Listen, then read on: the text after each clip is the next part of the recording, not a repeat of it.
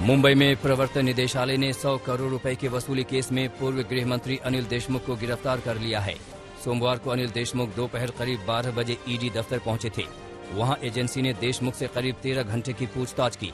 फिर देर रात करीब 1:30 बजे ईडी ने उनकी गिरफ्तारी की पुष्टि की। ईडी के दावों के मुताबिक देशमुख सवालों का जवाब देने में टाल मटोल कर रहे थे, लिहाजा उनकी गिरफ्तारी का फैसला किया गया। अब आज अनिल देशमुख की कोर्ट में पेशी है। ईडी उनकी कस्टडी की मांग करेगी। मुंबई के पूर्व पुलिस कमिश्नर परमबीर सिंह ने देशमुख पर गृह मंत्री रहते हुए सचिन वाजी के जरिए 100 करोड़ रुपए की उगाही करवाने के आरोप लगाए थे। ईडी लगातार इस मामले में पूछताछ के लिए देशमुख को समन भेज रही थी। 5 समन के बाद देशमुख ईडी के सामने पेश हुए। सोमवार देर शाम ईडी के ज्वाइंट डायरेक्टर सत्यव्रत कुमार भी दिल्ली से मुंबई के ईडी दफ्तर पहुंचे और उन्होंने भी पूछताछ की।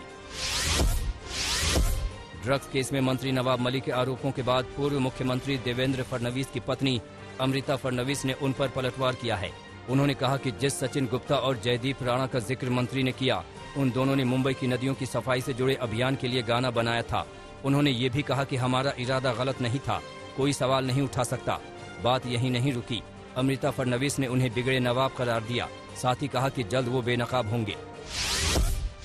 जयदीप राणा का फोटो आगे आया, इनसे रिलेशन क्या, क्वेश्चन मार्क। ये तरीका होता है, क्या रिलेशन है? नवाब मलिक तो खुद को बचाने कई बार फोन उठाते हैं, फोन उठा के पूछ लेते थे, बता देते थे क्या रिलेशन है। तो क्यों नहीं किया उन्होंने? अगर रिलेशन जानना था तो बात की गहराई में जाइए। जो सीधे रास्ते इंसान चलता है उसको तकलीफ देना गलत बात है। महाराष्ट्र की जनता माफ नहीं करी थी। This is a social cause, this is a public cause. एक दिन पहले ही नवाब मलिक ने देवेंद्र फडणवीस की पत्नी को लेकर जोरदार हमला बोला था। उन्होंने देवेंद्र फडणवीस पर ड्रग्स रैकेट से संबंध रखने के गंभीर आरोप लगाए। अमृता फडणवीस की तस्वीरें भी जारी की। अब अमृता फडणवीस के पलटवार के बाद नवाब मलिक आज फिर से मीडिया से 1 घंटे बात करने वाले हैं।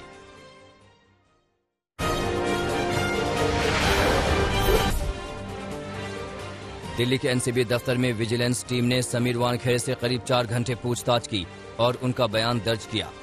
चीफ विजिलेंस अधिकारी ज्ञानेश्वर सिंह के मुताबिक समीर वानखेड़े से उनके ऊपर लगे आरोपों को लेकर फिर से सवाल जवाब किए गए। एक बार फिर समीर वानखेड़े ने सभी आरोपों को गलत बताया।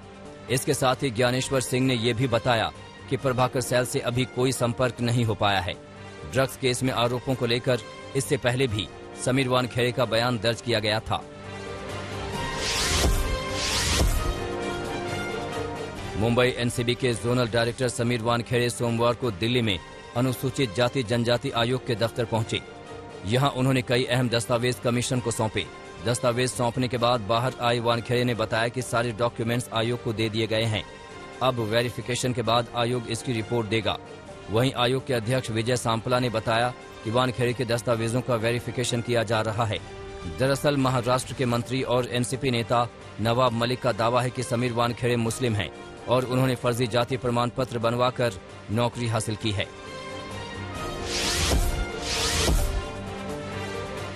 कलकत्ता हाईकोर्ट के त्योहार के दौरान पटाखों के इस्तेमाल पर पूरी तरह बैन लगाने के आदेश को सुप्रीम कोर्ट ने रद्द कर दिया है।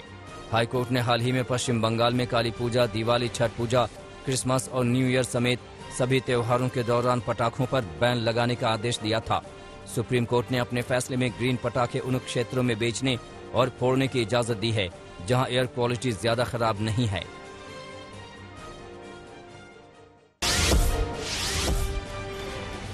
पटना के गांधी मैदान में 8 साल पहले हुए ब्लास्ट के मामले में एनआईए कोर्ट ने 9 दोषियों को सजा सुना दी है।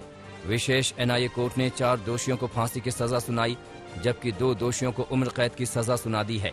इसके साथ 2 दोषियों को 10 साल और 1 को 7 साल की सजा सुनाई गई है। साल 2013 में नरेंद्र मोदी की सभा के दौरान धमाका हुआ था, जिसमें 6 लोगों की मौत हुई थी।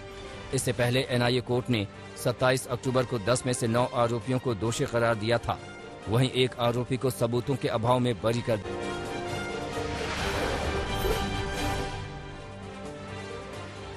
जलवायु परिवर्तन पर ग्लासगो में आयोजित COP26 शिखर सम्मेलन में पीएम मोदी ने कहा कि विकासशील देश जलवायु परिवर्तन से सबसे ज्यादा प्रभावित हैं। किसानों पर इसका सबसे ज्यादा असर हो रहा है। ऐसे में पिछड़े देशों को वैश्विक मदद मिलनी चाहिए। आज पूरा विश्व मानता है कि भारत एकमात्र बड़ी अर्थव्यवस्था है जिसने पेरिस कमिटमेंट पर लेटर एंड स्पिरिट में डिलीवर किया है। हम संकल्पबद्ध होकर हर संभव एफर्ट्स कर रहे हैं, परिश्रम कर रहे हैं और परिणाम लाकर दिखा रहे हैं। पीएम मोदी ने कहा कि इस विषय को स्कूल पाठ्यक्रम में भी जोड़ा जाना चाहिए, साथ ही दुनिया को अडैप्टेशन पर ध्यान देना चाहिए।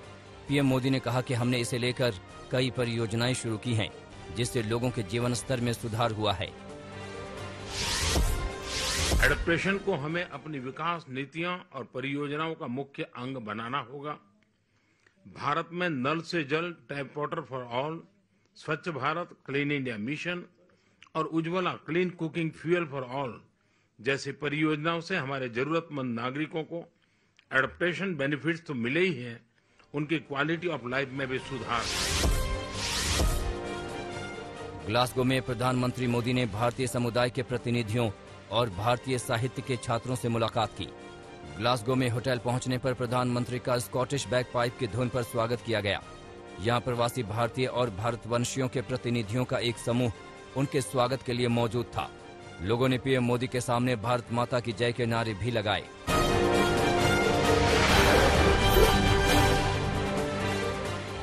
जिन्ना पर समाजवादी पार्टी के अध्यक्ष अखिलेश यादव के बयान पर विवाद बढ़ गया है। यूपी के सीएम योगी आदित्यनाथ ने अखिलेश यादव के बयान को शर्मनाक और तालिबानी मानसिकता वाला बताया। योगी आदित्यनाथ ने कहा कि जिन्ना से सरदार पटेल की तुलना करना शर्मनाक है, ये तालिबानी मानसिकता है। देश की जनता इसे बर्दाश्त नहीं करेगी। जनता ने विभाजनकारी सोच को नकारा है। अखिलेश यादव को जनता से माफी मांगनी चाहिए। रविवार को हरदोई की एक रैली में अखिलेश यादव ने मोहम्मद अली जिन्ना को महात्मा गांधी और सरदार पटेल की तरह आजादी का नायक बताया था। कुछ लोग ऐसे हैं जो अपनी विभाजनकारी मानसिकता से अभी भी बाज नहीं आ रहे हैं और समाजवादी पार्टी के अध्यक्ष ने कल दिया हुआ अपना वक्तव्य इसी बात को प्रदर्शित करता है। उनको देश की जनता से माफी मांगनी चाहिए। अपने इस कृत्य के लिए, जिन्ना को महिमा मंडन के लिए उनको देश की जनता से माफी मांगनी चाहिए। यूपी के डिप्टी सीएम केशव प्रसाद मौर्य ने अखिलेश यादव पर करारा हमला बोला। केशव मौर्य ने कहा कि अगर मैं अखिलेश यादव को अखिलेश अली जिन्ना कहूं तो कोई गलत नहीं होगा। समाजवादी पार्टी पूरी तरह नमाजवादी पार्टी बन गई है। अखिलेश ने देश के लिए बलिदान देने वालों का अपमान का काम किया है, इसलिए उन्हें देश से माफी मांगनी चाहिए। मोहम्मद अली जिन्ना का नाम लेकर समाजवादी पार्टी का असली चेहरा देश के सामने आ गया है। जिन्ना पर दिए बयान को लेकर एआईएमआईएम प्रमुख असदुद्दीन ओवैसी ने अखिलेश यादव पर सवाल उठाए। ओवैसी ने अखिलेश को इतिहास पढ़ने की सलाह देते हुए कहा कि जिन्ना से भारतीय मुस्लिमों का कोई लेना देना नहीं। ओवैसी ने कहा कि जिन्ना पर बयानबाजी से यूपी का वोटर खुश नहीं होगा। उन्होंने कहा कि हमारे बुजुर्गों ने 2 राष्ट्र के सिद्धांत को खारिज कर दिया और भारत को अपना देश चुना। अखिलेश यादव को ये समझना चाहिए कि अगर वो इस तरह की बात करके समझ रहे हैं कि कोई तबका या कोई हिस्सा या कोई वोटर इससे खुश होगा, वो तो गलती कर रहे हैं। उनको अपने एडवाइजर्स को चेंज करना चाहिए या खुद को उनको पढ़ना भी चाहिए। ये बात बिल्कुल सही है कि पाकिस्तान के क्रिएशन में मोहम्मद अली जिन्ना का सबसे बड़ा रोल रहा है। अब उसके पीछे क्या क्या है, तारीख में जाएंगे तो बहुत लंबी तारीख जाएगी, मगर ये इस्तेमाल करना और ये कहना है, ये तो अखिलेश यादव को मैं समझता हूँ कि उनको दोबारा कोई हिस्टोरियन के पास बैठकर हिस्ट्री पढ़ने की उनको जरूरत है। गोवा के दौरे पर पहुंचे दिल्ली के सीएम अरविंद केजरीवाल ने कई चुनावी ऐलान किए। केजरीवाल ने ऐलान किया कि आम आदमी पार्टी की सरकार बनने पर राज्य के हिंदू श्रद्धालु को फ्री में अयोध्या में रामलला के दर्शन कराएंगे। इसके साथ ही केजरीवाल ने कहा कि गोवा में कांग्रेस और बीजेपी की पॉलिसी की वजह से बेरोजगारी बढ़ गई है। केजरीवाल ने कहा कि कांग्रेस भी भ्रष्टाचार करती थी और अब बीजेपी भी भ्रष्टाचार कर रही है, इसलिए कांग्रेस के किसी मंत्री के खिलाफ मामला दर्ज नहीं किया गया। गोवा में दोनों मिल बांटकर मलाई खाते हैं। पश्चिम बंगाल की मुख्यमंत्री ममता बनर्जी ने कांग्रेस पर हमला बोला है। ममता बनर्जी ने कहा कि कांग्रेस बंगाल की सभी सीटों पर चुनाव लड़ेगी और दूसरी जगहों पर हमसे समर्थन की उम्मीद करेगी। ममता बनर्जी ने कहा कि जब से मोदी सरकार आई है तब से क्या कांग्रेस ने कोई लड़ाई लड़ी है? हमने लड़ाई लड़ी है, इसलिए हमें दूसरे राज्यों में जाना पड़ा, क्योंकि कांग्रेस पर अब भरोसा नहीं किया जा सकता है। फ्रांस और ऑस्ट्रेलिया के बीच ऑकस समझौते को लेकर टेंशन बढ़ गई है। फ्रांसीसी राष्ट्रपति मैक्रो ने ऑस्ट्रेलियाई पीएम स्कॉट मॉरिसन पर झूठ बोलने का आरोप लगाया। मैक्रो ने कहा कि मॉरिसन ने पनडुब्बी समझौते को लेकर उनसे झूठ बोला था। मैक्रो के इस बयान के बाद ऑस्ट्रेलिया और फ्रांस के बीच जारी विवाद और ज्यादा गहरा गया है।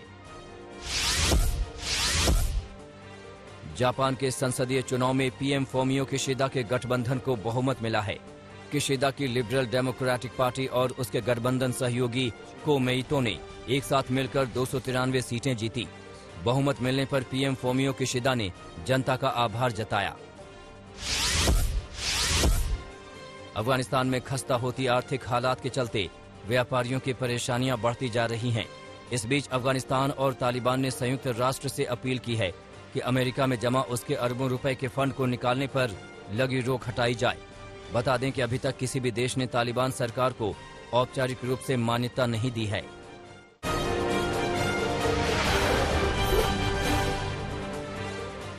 रूस में बढ़ते कोरोना वायरस के बीच पाबंदियों वाले नॉन वर्किंग वीक की शुरुआत हो गई है। इस दौरान राजधानी मॉस्को में सड़कें खाली नजर आईं। रविवार को रूस में कोरोना के 40,000 से ज्यादा नए मामले सामने आए, जबकि 1100 से ज्यादा लोगों की मौत दर्ज की गई। तेजी से फैलते वायरस को रोकने के लिए रूसी सरकार ने कई कड़े फैसले किए हैं। चीन में एक बार फिर से कोरोना के नए मामले बढ़ रहे हैं। 14 प्रांतों में कोरोना के 92 नए केस मिलने से हड़कंप मच गया। सभी मामले बीजिंग, गुइझोउ, मंगोलिया, गांसू और शांगसी प्रांत से दर्ज किए गए। इन इलाकों में प्रशासन ने सख्ती बढ़ा दी है और कोविड पाबंदियों का सख्ती से पालन करने का निर्देश दिया गया है। चीन से बढ़ते तनाव के बीच अमेरिका ने फिर से ताइवान की मदद की है। ताइवान को अमेरिका से मॉडर्ना वैक्सीन की 1.5 मिलियन खुराक मिली है। स्वास्थ्य मंत्री चेन शी चुंग ने ताओयुआन हवाई अड्डे पर वैक्सीन रिसीव की। जून महीने में भी अमेरिका ने ताइवान को 2.5 मिलियन वैक्सीन भेजी थी।